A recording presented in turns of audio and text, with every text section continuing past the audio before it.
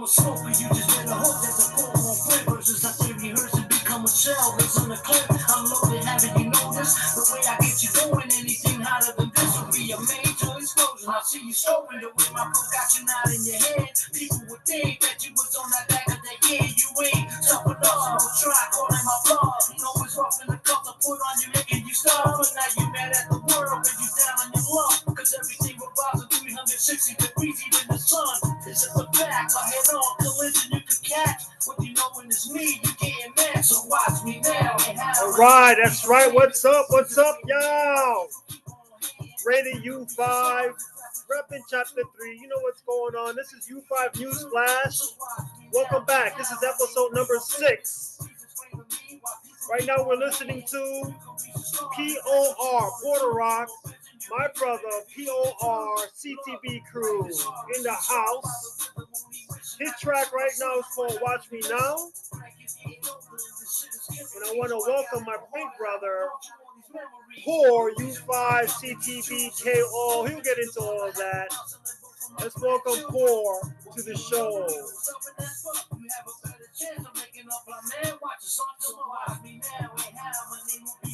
All right, Poor the Rock. What's up? Welcome. My pleasure to come to the show. All right, man. Big bro, you're here. Finally. Yeah, man. Oh man, I don't even know where to begin. First of all, this is like a dream come true. You know what I mean? It's not every day that I get to go and have on the show people this close, to my blood. Your blood is my blood and whatnot. And you're quite an accomplished person, and we're gonna get into all the great stuff that you've done. With your artwork, with your music, tattooing, it's been a journey. So, first of all, introduce yourself to all the folks out there that are watching this program. It's me, Paul Warren Rockwell from Bushwick, nevertheless, Kings Only, POR. POR. Not POOR, POR. Don't get it twisted, right? You're ready. So we're going to go way back into your graph days, and how did this all become with you becoming involved with graffiti? I know, like, when we were growing up back in the 60s on Ditmar Street, we're out there listening to the hip hop that was emerging at that time, and we were hearing people like Curtis Blow and Jam Master Jay and all the Lovski and all those folks out there. So what was the first thing that really attracted you to graffiti and hip hop in general? Being when we was living in Wilson, Myrtle Avenue in Ditmars, the train always used to pass by. So we used to always look at the train always passing by, and I'll never forget. All you used to see was OE, P13, Baby 168. Right. These were writers that came before me, and from that point on, I was trying to think of a name to pick myself. So my uncle, may he rest in peace, Uncle Ralphie, being that he was into the Phantom Laws and outlaw stuff, so I said, let me name my name as COA, Crazy Outlaw Artist. That was my first tag ever. I remember writing it on our bed when we used to sleep. Crazy when we was young. And from that point on, I started going out more, and that's when I ended up meeting R.E. and Pizer from Kings Only. Then since I knew TOR, I said, let me change my name. Since it was me, P, I said, let me change my name to POR. Oh, so you swapped it from, you was with your boy Tor, and then you wanted to write Por. And so I put the P, and then I stuck with that, and that's how I started writing. And that's how I started getting my name out there, writing with graffiti. So I know when we were growing up as kids, we weren't even teenagers yet. I'm talking like early 70s to late, mid 70s rather. And I think that in the house, I remember it drove me crazy. It drove me crazy to the fact that everywhere I look, you're writing your name, you're scribbling. He was scribbling all over the place, and he had your name, like you said, on the bed, on the wall, in the kitchen, in the ink living on room. My pants. Everywhere you go, it's like I'm like, what is wrong with my brother? Like, I was young, I was like maybe about 7, 8 years old, but at that time, I'm thinking, what is going on? This guy's writing all over the place. So Ditmars was just a one block. Ditmar Street was a really close-knit community. It was just one block. Everyone knew each other, whatnot. And when we started hitting, I believe it was like 1979, we had the blizzard, the big blizzard that hit New York City, 77, the big blizzard. Never had a blizzard like that ever since, that huge.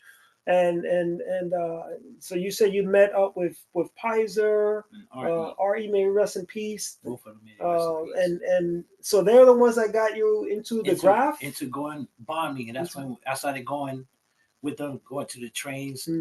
And I never once went into the tunnel, so I went with them for the first time. The first tunnel we went to was Grant Avenue on A-Line, because our Pizer lived out there in that area. No kidding. So from there, we went to the tunnel, and that's when I ended up meeting a writer called Conan. We didn't know, we thought they was work bums. Right. So we running, because I didn't know nothing about it. It was my first time. I'm all over the floor, all the gravel inside the tunnel. Oh. And I was like, I'm not going to do this no more. But it was so fascinating that it was the drilling that made me want more. Right. Especially leaving my name inside a train, just taking the tag and then seeing all these other writers, and started bombing everywhere. And that's how I started getting, my name was getting known. People started seeing our name, Kings Only, Pizer, R.E., Poe. It was just us three. Right. Now, one thing I always remember was these guys coming into the house, and you guys are creating with the big Garvey ink and the Xerox paper. You ink. Mix it all together and make these ridiculous concoctions of ink, and go out there writing your name. I remember the first time when I rode on the L train and I started seeing your name, the POR tag inside. Like, I was like, that's my brother. And I'm looking, and I'm going through the car, and I'm like, I can't believe this. You know, when did he do this? You know, why is he doing this? And also with PZ, when he started taking tests with the really thick spray cans with the PZ inside. Oh my gosh, KO crew. I don't know if the original KO crew, any of the remnants of the KO Kings Only crew is still around, but shout out to the KO crew, whatnot. And so, also shout out to MOG, Bus, and Jazz. See how everybody's doing as well. Buster and Jazz, huh? What about, so what was the relationship between, the KO crew and the CTB? Okay, being that when we had moved from Ditmars, we had went to Wilson Avenue, we had moved. So I was taking tags all around that area since we moved out there, and I bumped into Meteor, which had lived on Bushwick, on the corner of Bushwick and Jeff. Oh. And he took me to his house. That's when I met CTB. That's when I met with LE. And then they had that Crew City Toppers Mamas, and then I got with them. Oh, since RE had, at that time, Pizer had just passed away. After RE was still alive. So I started being more with LE and Meteor, and we was just always hanging out together, going bombing. With them, the adventure began. After when I got with them, the adventure started.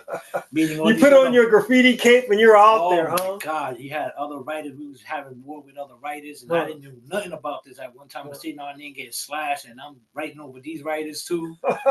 And then all of a sudden, they said, let's make a date. We're gonna meet each other, and we didn't know.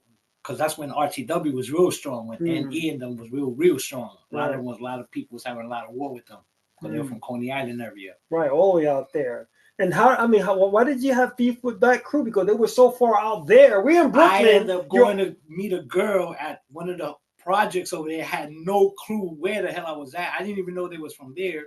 And the ghost yard was out there. I didn't know nothing. And I take a tag on the whole inside the project building. Right. Somebody noticed it, and all of a sudden, there were like 17 guys chasing me. I'm running to the train station, bananas. But it was crazy, and that's how I started learning about all of this war. It was real serious. Yeah, RTW.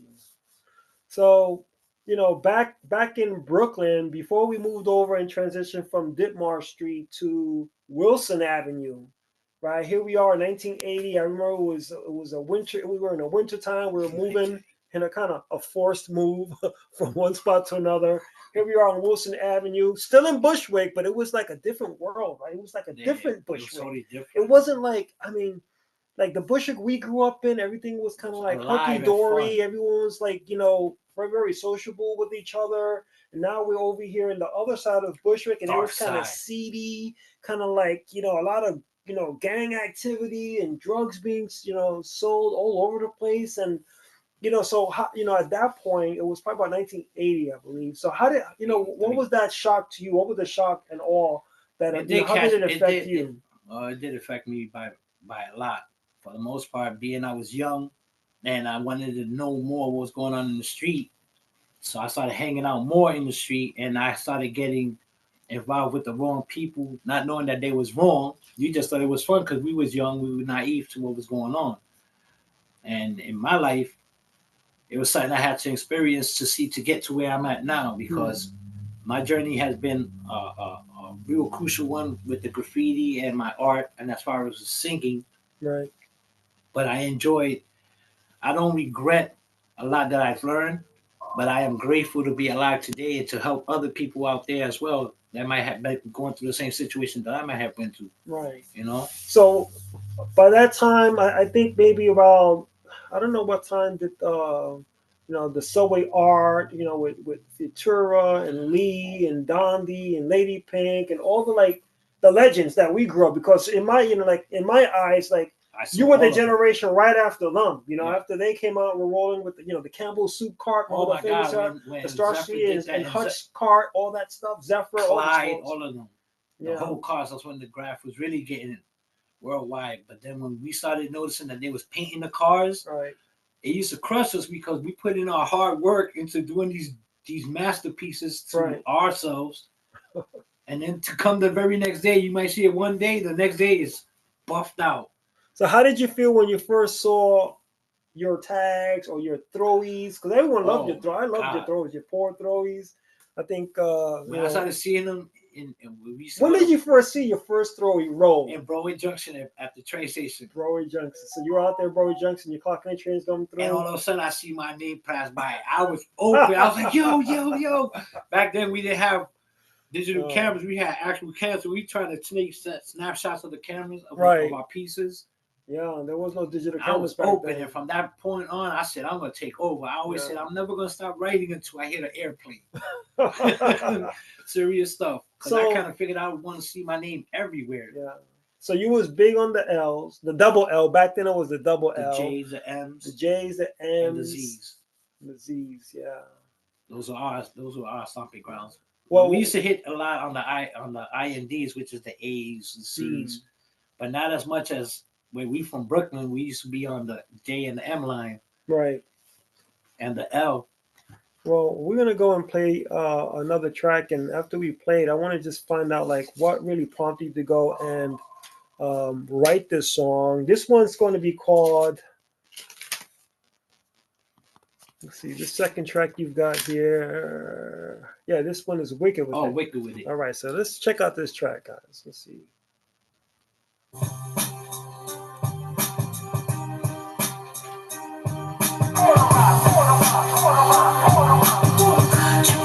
Straight out of Brooklyn, baby.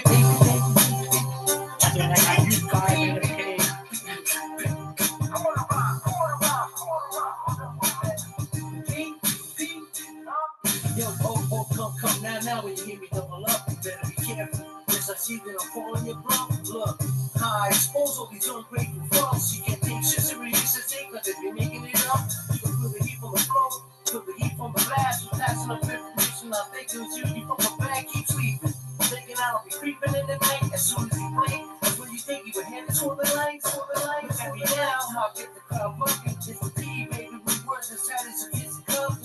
So hold up and slow down as we can find a little time. Then we can walk, but you know I'm on my grind. Let's have fun. P holla. Take it to the beat. You know you rock in this game zone. You rockin'. Let's have fun. Time, cause I'm on my grind. Don't slow down, look at the way that I can rip it. I'm showing the get when I hit niggas and body get sick with this shit I spit. Niggas can't understand the way that I flow. I can't stop, but you just don't really know all the pain that I sustain in my heart. They could rip it apart. I've been fine spots in my heart that think that I was giving it out. Even thinking I made it out. When I'm up in my house, I'm playing Russian. When I hope you say that they not blow my brains out. Maybe I'm bugging. They can say that I'm loco. For that quick shit, that kid is going So slow down, baby. I'm about to go crazy. Cause like me, I'm just the one and only. When I'm smoking that haze, I'm so wicked with it. Yeah, that's what's up. That's my big brother, Poor KO. I'm in the house. This is U5 News Flash, episode 6. Yeah, Sugar Hill, you know. Now, that's right, Sugar Hill up in the Heights. You know. What I want to do now, if I may, is I want to go and send a strong shout out to and promote actually some products from these folks. Fam out there in Hartford, Connecticut. This is Rich Bars. That's right. You've seen some of their products online on Facebook, and I'm about to go and show you folks a little bit of what they offer. And we got a clip over here from my cousin that's promoting the Rich Bar. So listen for yourself. Check this out, folks. Rich Bars. What's up, everyone? I'm back with some more Rich Bars. They got some new awesome design on their soaps, like this one right here. It says home. It's their lavender scent one. It smells so good. And they got this one that says happy. Can you see? And it's their coconut one. Again, smells amazing.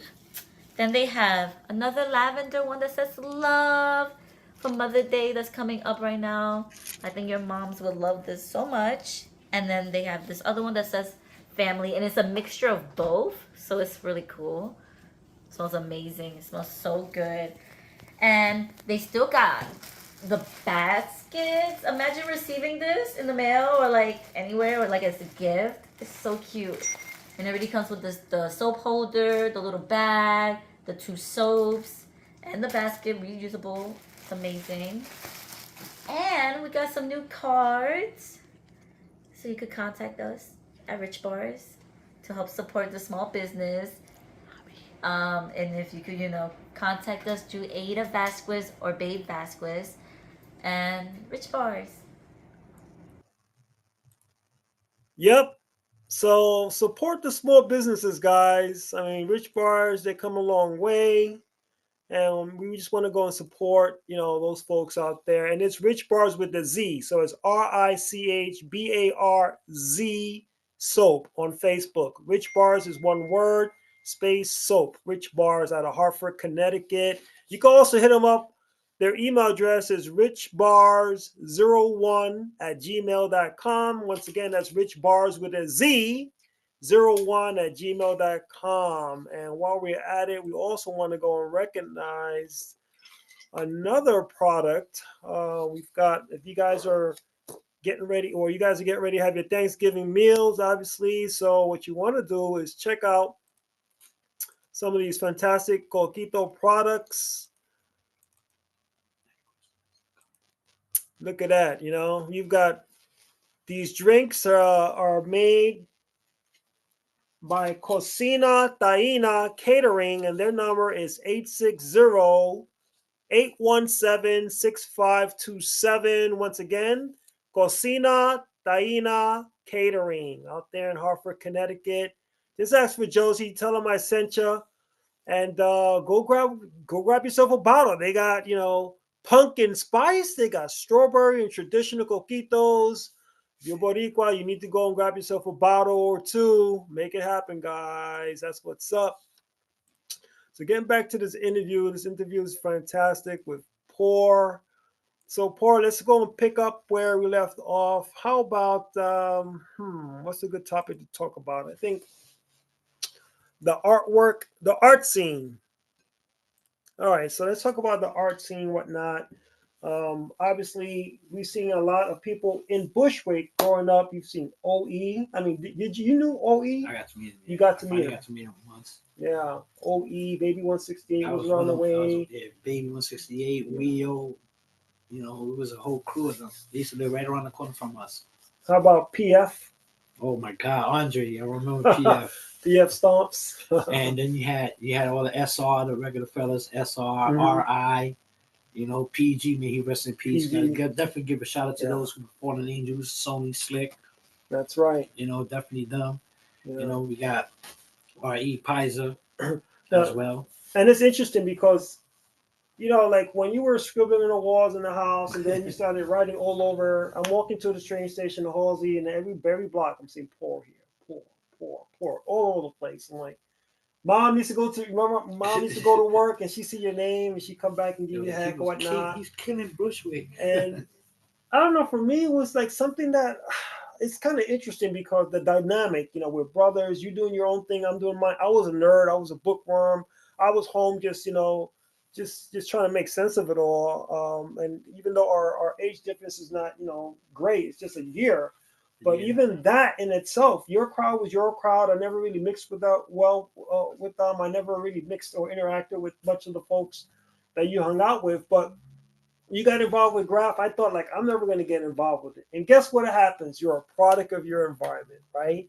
And, growing up in Bushwick, I mean, there weren't a lot of options for folks. I mean, you were either selling drugs, doing drugs, writing graffiti, or robbing folks. And none of that stuff really appealed to me. And I said, man, I'm going to pick anything that's going to be artwork. And I used to like to draw. I've been, avid comic collector and whatnot.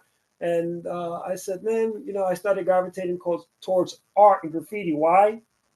Not so much that I approved of the notion of writing on people's walls and that sort of thing, but I was an artist myself.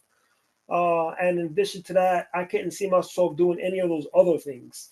And so when, in 1987, when U5 started, U5, crew, back in 87, even though our crew was large as well, and you guys preceded us and you guys had all the fame. I remember even to this day, remember the cart with all the PZ throw-ups one after another. PZ, PZ, PZ. He was like crazy. Triple decker he did. And so that was pretty interesting. But even then, like, our crews never got together and did like we never went out and did artwork together. It was kind of interesting about at that time. I think we was falling off we still was with the Graph, but we started going to clubbing. That's when the dance music was coming out. So at that time, around 85, 86 is when I was going a lot clubbing. I started with the dancing. That's how I got into music. Right.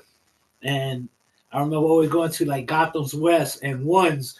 Then you used to go after. I used to go to different clubs though. Like, you went to those places. Roseland. Like Roseland was my favorite spot. Our thing with U5 and myself, we used to go to Studio 54, right? For those of you who know about the Studio 54. Some folks went to the Limelight. We didn't do the Limelight. We tried to get in the Limelight. They wouldn't let us into the Limelight. But we did get into the Spotlight, right?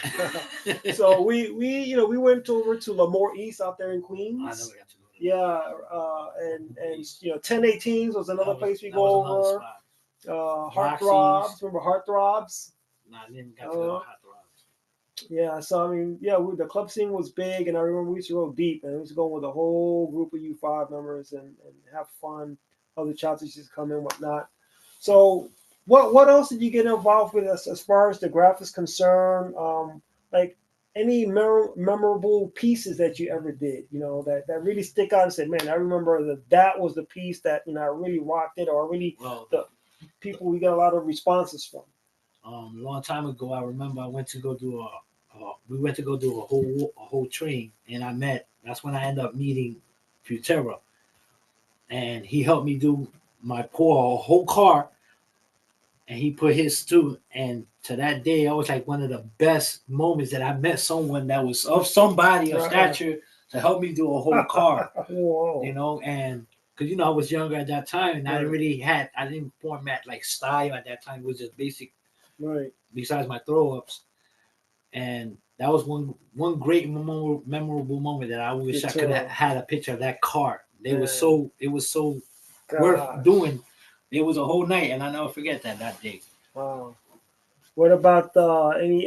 What was one of the scariest moments you had? And you probably had plenty, but I mean, it comes up from the top of your mind, from the top of your dome, like they say back in the days. Like, what was one of the moments where you're like, oh man, that was pretty. That was cutting it pretty close. I'll never forget. It was back in 1985, about 85. We was supposedly LE had got in contact with one of the people from RTW, and they were supposed to meet us at Halsey train station from the J line. Well, thank God that we was on the other side, because they ended up coming, and there was a writer from RTW called July Bo. He came with two Rockwilders. I'll never forget. And so we all climbing on top to escape because there was so many of them. We didn't know what to do. We sliding down the back of the train station running, and they laughing at us, but we trying to get away because it was just 5 of us. I'll never forget. It was just us 5. It was you, R.E., Pizer, L.E., and Meteor and myself. So we wanted to just see what was going on. Right. But they came with like 20 plus the dogs at that. We just, that was one moment that we was like, I'm out of here. So wow. What about you ever got caught up by Vandal Squad or anything like that? Pretty much, yeah, I got painted by them. I'm writing graffiti on the wall, and they ran up on me, and they caught me and took the spray can and spray painted me and kicked me on my butt, sent me back on my way. That was an embarrassment, definitely. Yeah, Vandal Squad. It was Tom and Jerry? No, it wasn't them. It wasn't them. But it was one of his henchmen. One of the guys that was in the van. Yeah. Those were good moments from growing up writing, and these are things I would never want to ever forget, because it's what makes you who you are, and people to know who you are as well. Yeah. So what you think about like the transition from the trains to the streets when they finished cleaning up the trains? It was kind of it did hurt, because that was something that when you put on the train, people could get to see the work that you've done and other people's as well. So when that stopped, and we started having to do more stuff in the street, it was pretty much it was crazy at that time, because it was writing all over the place. Everybody was trying to get their name known. Yeah, highways, especially too. Everywhere. Oh my God, PJ and everybody was just trying to find some way to get their name put out. They didn't care how far you went, but we accomplished, because look at Graph now. Now you see more murals are being put up constantly, and you got to give a big shout out to BFC, to my boy CO. So that's one thing, because they're doing their thing pretty much almost every month. They're always doing something in Queens, in East New York, and all that stuff. Yeah, shout out to those folks at and Demon and all those guys. Yeah, that's what's up. I'm gonna name some graffiti writers. If you ever interacted with these folks, just say something about them, knew them, loved their art, or didn't know them, or loved their art, or whatever. Just gonna go down a quick list right here. Tracy 168. No, I never met him. Baby. Knew him well. Blade. No. Taki. No, I never met them. Dust. Duster? Definitely. What do you think about Duster? He was a good artist. Back in the days, yeah. He was killing her, even though he was everywhere. He didn't care. He didn't care. J.A. The one and only. Troublemaker. Ghost. Hated him. MQ. No. Vifer. No, I don't know who he is. Easy. No, I never met him. You know of his art. I know of. I see his all over the place. Yeah. To this day. Fib. F-I-B. No, I never met him either. Jaws. Yes. Who don't know Jaws? Okay. How about graph wars? What was I know you guys had a ridiculous war with with RTW and whatnot. Any other big graph wars that you witnessed? Maybe it didn't have anything to do with you, but you just kind of like on the sidelines, like, man, look at those guys go out. Yeah. Matter of fact, I do remember one. It just came out to mind right now. Ice from LSD. When they had war with the RTW from Southside. Oh. And they was fighting by McCarran Park. I don't forget that. Really? Yeah, it was a big thing. Yeah, shout out to Ice LSD, man. I don't know if he's still out there in the South Side. I don't know, man. It's been a minute. It would be a pleasure to get to see him again. Yeah. See how he's doing. So tell me, when you left Bushwick, how did life change for you? Now you're up there in Manhattan and whatnot. You still go down to Bushwick? You still keep in contact with folks, or you've left that behind? Well, I still go down to Bushwick area just to drive by. I really don't know anybody out there anymore besides the ones that we know who may not be there anymore. But leaving Bushwick and coming, to Manhattan, it was a big transition, having to take care of, my dad. May God bless the dead. Yeah, and it was well worth it, because it made me become a better man as far as understanding, the responsibilities that they went through to take care of us that we never really realized when we was growing up. You didn't ever think about the responsibilities in that aspect. Yeah. So that helped me, and from that point on, you know, we got closer. Right. You know, in that way, we got closer. It was a tough time for us. 2018. I remember we had just wrapped up our U5 reunion, which we took Dad over to. We cut a cake for him. We cut a cake for him there. Then we headed over to Massachusetts. We took a drive up there to Massachusetts. Spent some time with folks up there, and then later on, 2018, and he passed. And it's it's a big loss for us, you know. So, but we continue to do the best we can, and I'm glad that you're mended the relationship with your own son Davian, and seeing Davian my grandkids Jr. as well. Yeah, shout out to our nephew Davian, and to my granddaughter Kiara. Yeah. And my little grandson DJ. Yeah. Big shout out, and my son as well. Yeah. But, so from that point on, I started getting back into my music because I was isolated, staying home alone. Right. And so I just started listening to music, and since I've always been fond of music and always was well known for writing, I just started working on some songs because I was trying to get closer with my son. Good. Make him get a better understanding of who I am. Right. And that's how I came out with my first song, and Watch Me Now. Yeah. And I wanted to show people that, because a lot of people, this happens with everybody. You're always going to have people who don't like you, who don't even know you, and they just get a perception of just by appearance, And I wanted people to see, I wanted to leave a mark before anything was to happen. I wanted to leave something behind so people could be like, wow, I remember that was Junito, that was Paul, Right. And listen to what he's writing. And right now I'm working on some more singles and I'm trying to drop right now. So yeah, I wanted to find out. Yeah, what you got in your future? What are your plans? I saw you've done tattooing as well. Yeah. You've done the singing now, and you got a book in the works. You're working on a book or what? Well, to be honest with you, everybody told me I definitely could get a book going because I definitely have a lot. I could definitely, that might be something I could probably work on. I mean, knock on wood, never know what can happen tomorrow. Well, today is Thanksgiving, so this is an extraordinary day. We have a lot to be thankful for. Your family is number one. That's the most important thing. And it's been great having you on the show. Any last shout out? Any last shout outs you want to go and send to the folks out there watching this video? Well, I want to give a shout out to my family, my cousin GA and Rad. You already know, Sal, the rest of my cousins, Judy, Valerie, everybody out there, Pumpkin. And more so to my moms, because without her, we wouldn't be here today saying what we saying to you. That's right. Shout out to the U5 mom. You already. We love y'all.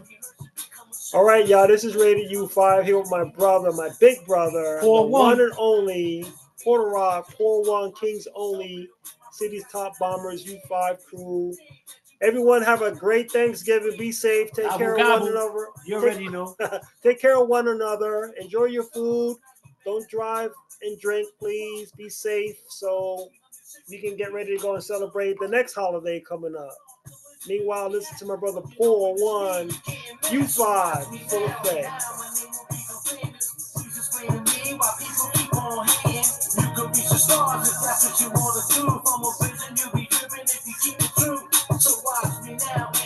Where you had that paper at? That was a magazine.